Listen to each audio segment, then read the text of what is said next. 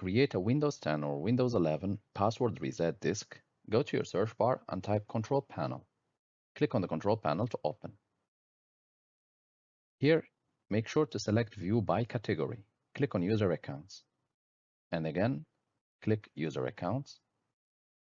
And here on the left panel, create a password reset disk. You want to click on that one. Click Next.